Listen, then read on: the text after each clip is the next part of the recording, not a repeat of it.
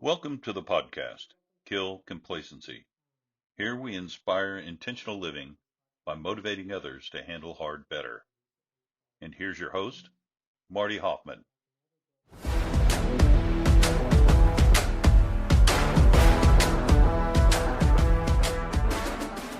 Hey, welcome to the podcast.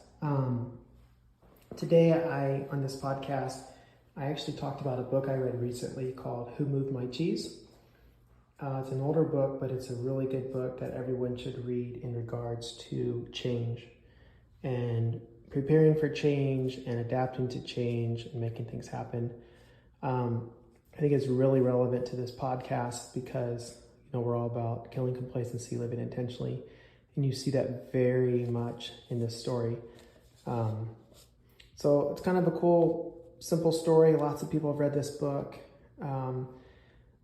But it will really make you reflect on yourself and think about what you would do if you were not afraid. So hope you enjoy this podcast. Not real long today, but it's a good one. Thank you. Oh, and remember, live intentionally and make things happen. Hey guys, Marty Hofmann here. Wanted to talk to you guys a little bit about what I'm learning this week, and that is in regards to change and risk and fear and how that all relates back to real estate. Listened to a book with my kids yesterday, always trying to find opportunities to teach and not just have my kids not learning. So we were in the truck together and we just sold our horse. Kind of a sad time, but we sold our horse. And we were coming back and I put in the book, Who Moved My Cheese by Spencer Johnson. One of his most thought-provoking questions in that book is, what would you do if you were not afraid? And I asked my kids this the last couple minutes. I shut the radio off or the audible off, and I asked them, and my 11-year-old, he says, well, if I wasn't afraid, I would probably jump off a cliff, which is maybe not the answer I was expecting, but it is thought-provoking. I want to challenge you guys with that. What would you do if you were not afraid? And in real estate, we have all these fears. We have fears of toilets breaking. We have fears of tenants breaking or messing up our houses. We have fears of high interest rates. We have fears of not being able to pay it. Some people fear the tax burden, but they just don't know that it's a huge write-off. But we have all these fears. And what often happens is people that have the highest tolerance to fear succeed the most in life. And these are the people that fail the most. They have the philosophy of fail first or fail fast, and they just fail, and they don't mind it. We could go off about Thomas Edison, and the latest person, the entrepreneur we know of is Elon Musk. Elon Musk is notorious for making decisions. Maybe they're not the right decisions, but he moves on and he learns from it. So what would you do if you were not afraid? I was thinking of a good hook for this, and I was honestly thinking, do we have that as a hook? What would you do without fear? Or how do we cope with high interest rates? Because that's probably the biggest fear people have right now. And it is, fear is good. It's good to be respectful of fear, but not let it control us. And that's the problem, is we often let it control us. When we're little, we're scared of the boogeyman in the closet, turn the lights on, and it ends up, it's nothing. But our imaginations have played into it because of something we've seen, something we've been influenced by. Maybe it's an older sibling telling us a scary story. But at the end of it, it ends up being a pile of laundry or nothing of any consequence. So in real estate, we have these fears, but I kind of want to present to you that we don't need to have these fears. Another fear would be, what if I lose all my money? Certainly it can happen. But as in the story of Who Moved My Cheese, sometimes we just need to pivot. And when we get stuck in our rut of my cheese is always here, as in the book, I'm going to show up every day, it's going to be the same, and we're not even noticing changes in the environment. So the problem we have, one of the problems we have today in our culture is that we have this entitled mentality where we don't have to work for things. And that honestly is something that fear grows on. Because we don't think outside of that, we don't have hope, we don't have excitement about things. And so we stay small and we stay very limited in our beliefs because we feel like people owe it to us rather than us giving back. And so what I want to do today is I want to walk you through a deal we did. And this deal is a deal that we did a couple years ago. Interest rates were low. We bought the house. We bought this house. I'm just going to call it Washington.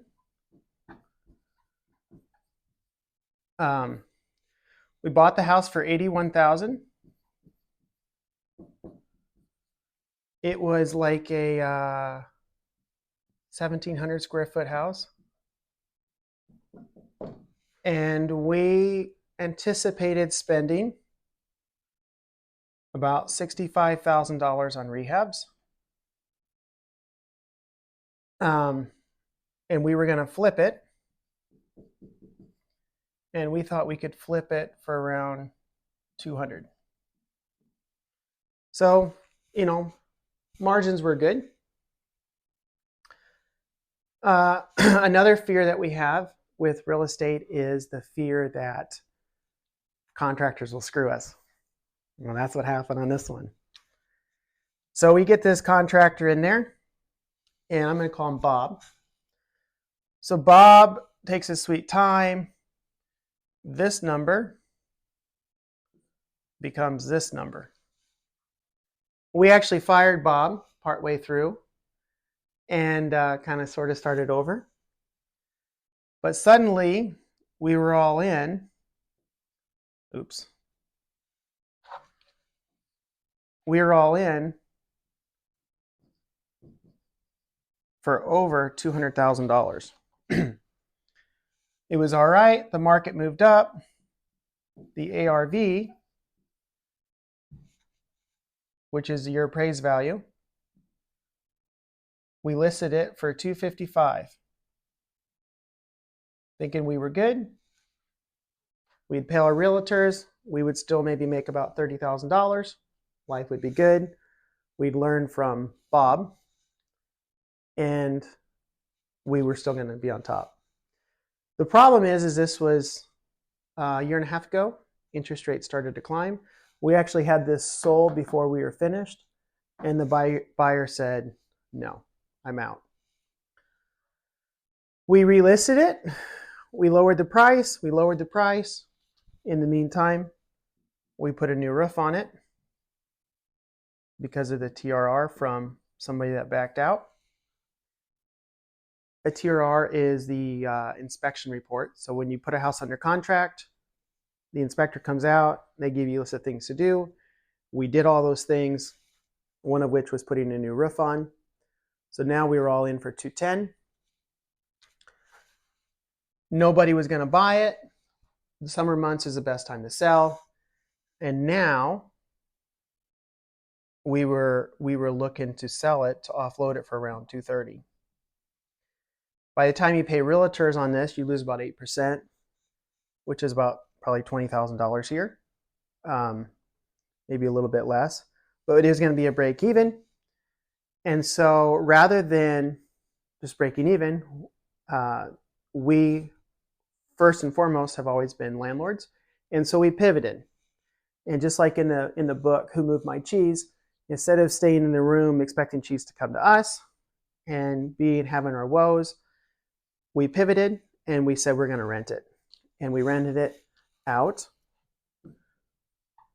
for $1,750 a month.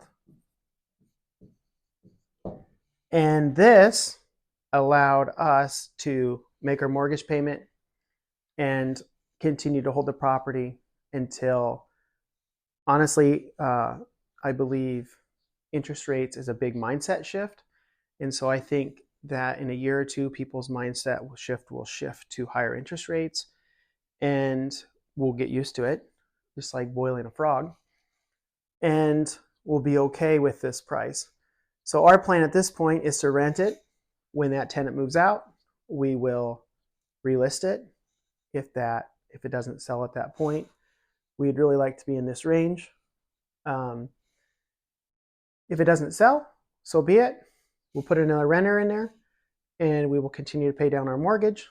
And that gap between your balance and your ARV will grow every year because real estate does that.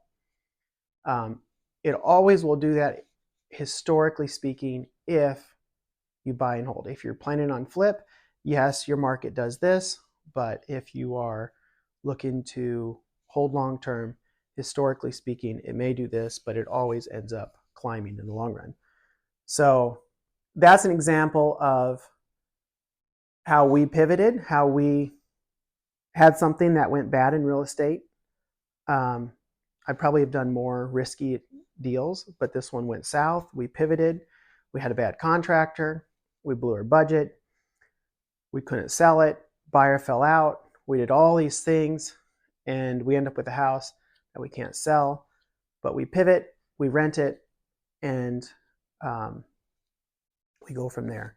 So a lot of times in real estate, as in anything, it isn't that you can't continue to make money or continue to be successful, but you need to pivot and find out who moved my cheese, where they move it to, and go from there. So the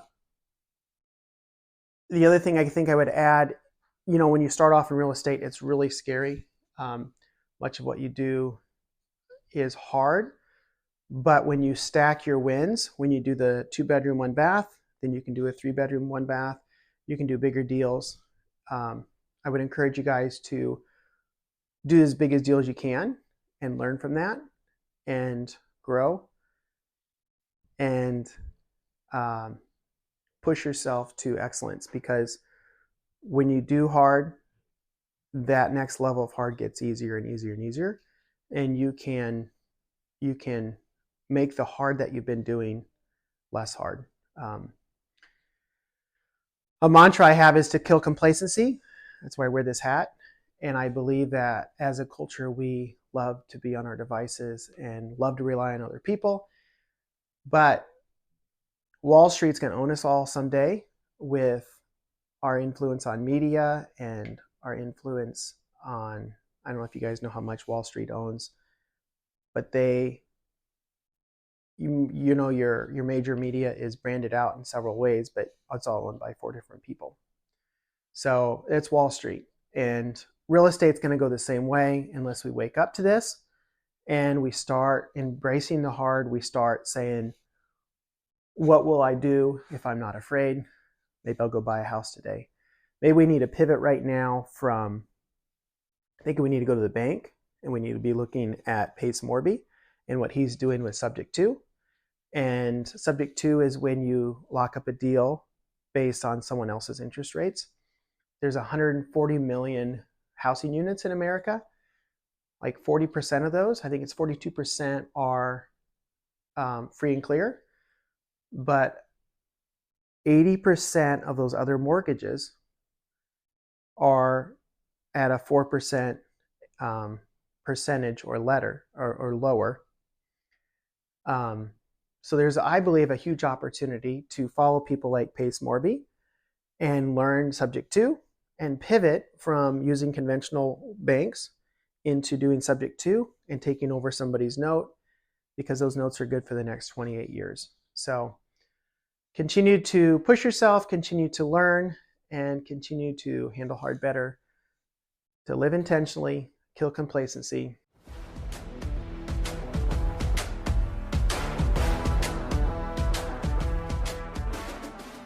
Hey, just wanted to thank you guys for listening to the end.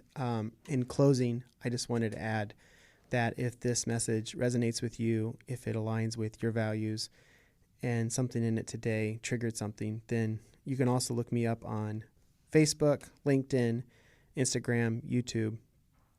We are really trying to help people live more intentional lives, to kill the complacency with which they have subscribed to. I know there's many ways which I get sucked in all the time. So if this is beneficial, follow me there, spread the message, share. And if you want to wear a billboard of a message of kill complacency or live intentionally, then check out my merch store in show notes as well.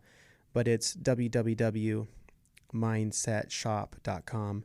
Mindset is with an X, so it's MINDXET shop, SHOP.com. Mindsetshop.com. Check it out. Thank you guys so much, and have a great one. Thank you for listening to Kill Complacency. Follow and share our podcast to change lives and inspire growth.